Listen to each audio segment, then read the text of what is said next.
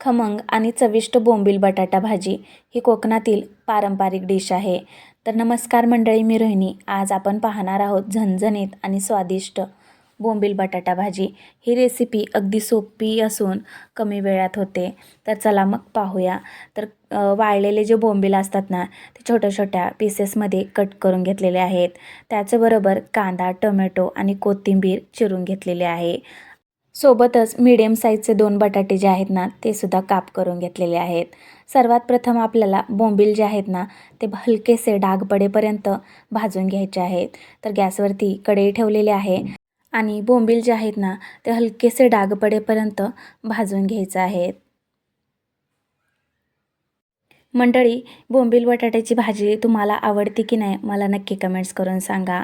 आणि हलकेसे भाजल्यानंतर अगदी मी तुम्हाला जवळून दाखवते. हे बोंबील आहेत ना, असे काहीसे दिसतात, अगदी थोडंफार असे बोंबीलवरती डाग आल्यासारखे. आता बोंबील जे आहेत ना भाजलेले, ते काढून घेऊया आणि त्याच कढईमध्ये आपण ही जी भाजी आहे ना बोंबील बटाट्याची, ती बनवणार आहोत. तर आहे ना 3 चमचे तेल टाकलेलं आहे. तेलामध्ये चिरलेला बारीक कांदा आहे ना, तो टाकायचा आहे. अगदी गोल्डन ब्राऊन कलर येईपर्यंत, म्हणजेच मऊ होईपर्यंत कांदा जो आहे ना, तो तेलामध्ये परतून घ्यायचा आहे. कांदा परतल्यानंतर यामध्ये टाकणार आहोत टोमॅटो. कांदा आणि टोमॅटोचे जे प्रमाण आहे ना, ते अगदी मीडियम साईजचे 2 कांदे आणि मीडियम साईजचे 2 टोमॅटो असं घेतलेलं आहे. टोमॅटोसुद्धा मऊ होईपर्यंत परतून घेऊया. साध्या आणि सोप्या पद्धतीने बनवली गेलेली ही बोंबील बटाट्याची भाजी आहे ना, खायला उत्तम लागत होती खरंच. नेक्स्ट लेवलची चव होती. ही भाजी आपण भाकरीसोबत, चपातीसोबत, अगदी भातासोबतसुद्धा खूप एन्जॉय करू शकतो. तर टोमॅटो मऊ झालेला आहे. यामध्ये टाकलेला आहे भाजलेले बोंबील.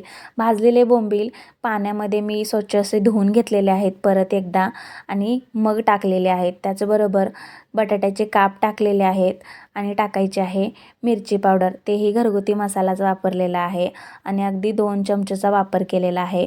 कारण बोंबील बटाट्याची जी भाजी आहे ना, ते अगदी झणझणीत खायला खूप मजा येते. यासाठी चवीनुसार मीठसुद्धा टाकलेलं आहे.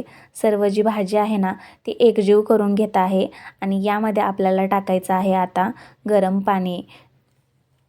खूप काहीसा रस्सा करायचा नाही. अगदी खूप पातळ केलेलं आहे ना, काहीच चविष्ट लागत नाही आहे. यासाठी अगदी थोडंफार पाणी वाढवायचं आहे आणि बटाटा शिजेपर्यंत वाट पाहायची आहे.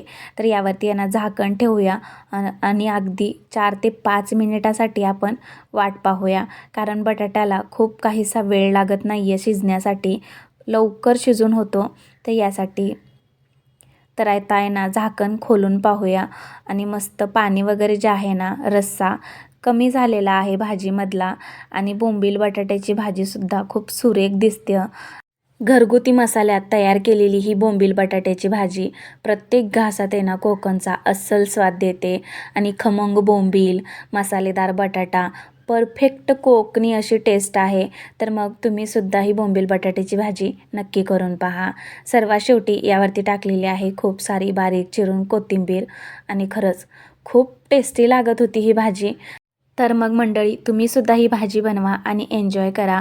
रेसिपी आवडल्यास लाईक करा, शेअर करा, कमेंट्स करा आणि अशाच नवनवीन रेसिपी पाहण्यासाठी फूडी रोहिणी चॅनलला नक्की सबस्क्राईब करा. आणि अगदी जवळून दाखवते ही भाजी. जेवढी सुरेख दिसते ना, खायलासुद्धा तेवढीच अप्रतिम होती आणि आम्ही ही भाजी भाकरीसोबत खूप एन्जॉय केली.